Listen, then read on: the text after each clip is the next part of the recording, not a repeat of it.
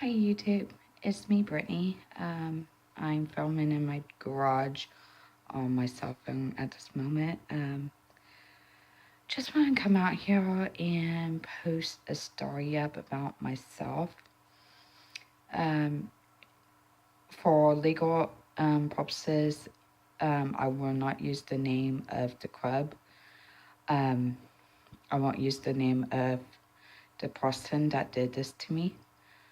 But in 2013, I was working at a gentleman's club, and one night I got off uh, my shift and I decided to go have a few drinks with a friend of mine, which she did not show up at the bar that we said that we were going to go to, a couple of miles down the street from my place of employment.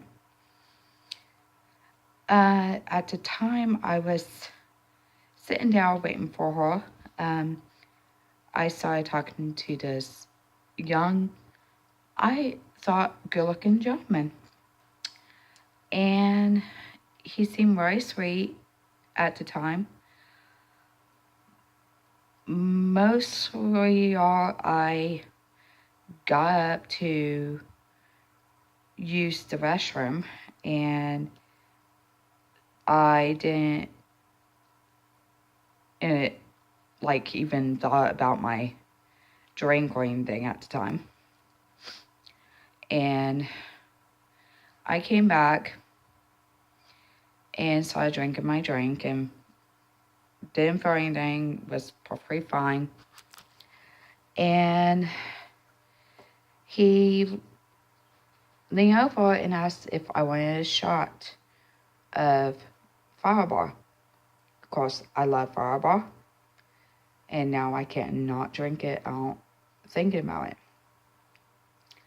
And I was like, oh, just a couple of shots won't kill you with a couple of beers and stuff, Brittany. And more or less, I started drinking.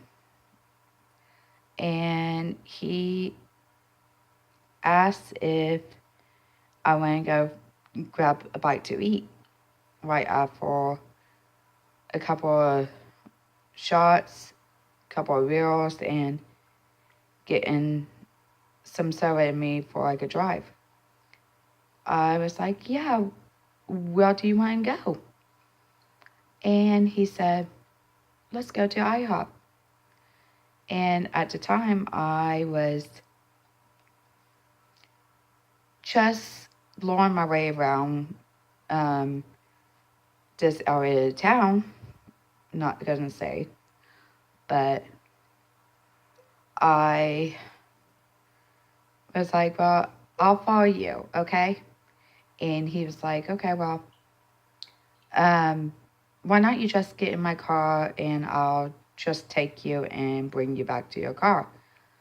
And I went in and I talked to the bartender. And I was like, well, I'm going to leave my car out here for at least an hour to 2 hours. And I'll be back for it.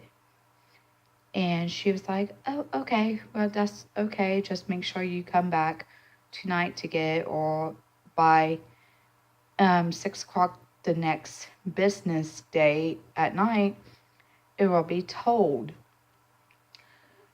Okay. And the next day it was icy. But let's go back to what happened that night. I got stupidly in his car, and next thing I know, we were driving around. And I was like, I thought we were going to go to IHOP. And he was like, oh, no, we're not going. And told me that he was going to take me. And he forced me to smoke marijuana. Before this, I started feeling weird, really, really tired. And when he forced me to smoke marijuana, I froze right after one puff. I couldn't do it. And next thing I know, he grabs me and throws me in the back of his car and told me to pull my pants down because his friends told him if he didn't rape me, they will kill him. And I was kind of in and out of it. And I sat there screaming through this whole ordeal. Next thing I know, I had a BlackBerry back then, old school, and sorry, it's hard for me to talk about this, but I remember him getting done, getting in the driver's seat, and start driving him around. And I told him, I was like, just take me back to my car. Please, just take me back to my car. And he's like, shut up, I don't know where your freaking car is, blah, blah, blah. And I was like, well, at least drop me off over at a restaurant or something. No, I'm not doing that. And I started calling 911. And I got to a point of screaming, help me. I just got kidnapped. I got kidnapped in 2013. I remember him stopping the car, pulling me out of the car. I was holding my purse like this with everything in my purse, my diabetic stuff and everything. I know, stupid drink about being diabetic, but I remember had to go get a new driver license because he stole mine. I was placed on watch with the police officers to watch my house because I did have a young child at the time. What I remember was that I was naked from top to bottom, one shoe on, one shoe off. I remember peeing and puking in his car, in the front seat. And I remember went to this house, banging on the door, right after he ripped my phone out my hand and threw it across the street. And yelling my lungs out, help, help. And this old gentleman came up and turned the light and saw me. His wife was the only one that showed a passion, him and his wife, because she went and got me a robe to put on. I still have that robe in the sacred place, but she got me her bathrobe, threw it around me, ended up calling the cops. I went to a hospital and they didn't want to do a rape kit on me at all. I ended up calling the cops again at the hospital, on the hospital, because they didn't want to do a rape kit on me. I had to do my own freaking rape kit. What I did was that when I went there, you know those little pee jars? I wipe my own vagina and I put the toilet paper, the sanitary toilet paper, inside that.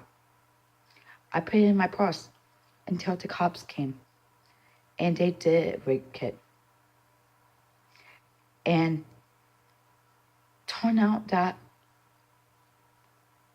I was raped. He came inside me. I refused to take the morning after pill. I became pregnant. 2.5 months later, I miscarried. Yeah, it's psychological stuff. This is something all women needs to realize is if you're going to go out, make sure you have a friend. Make sure you don't drink and leave your drink while you go to the restroom. Think about it. A few more bucks. It's worth size getting kidnapped and raped. And it's worth just to not be stupid enough to be young and naive. Make sure you're with someone at all times that you trust to watch your drinks, or when you come back to the table, ask for a new drink. Sometimes the bartender will give you a free drink if it's just been 2 sips because they know.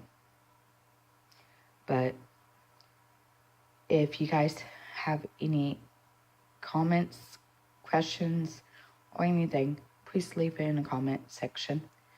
And please, if you can, let's give thumbs up to the rape victims to keep those spirits going, because it's hard.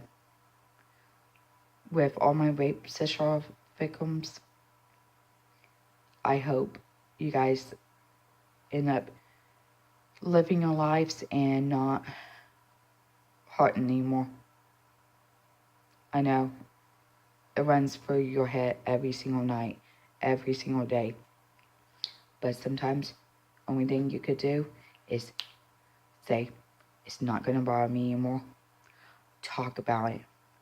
And show respect for these rape victims. Let them talk to you. Don't tell them, oh, you need to be on medications. You need this, you need that. Talk to them. That's the best medication in the world. But now, happily to say, is that I'm happily married now for almost 2 years. And I have a beautiful son, that's 1. I have a beautiful daughter that is a rape baby too.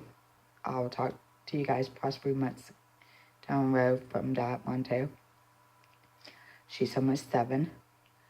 And I have a 10-year-old stepson. But I just want to come out here and show my story about being kidnapped and raped. Alright? Thanks, YouTube. I'll see you guys in the Noah Frog, all my other stories. Alright? Bye.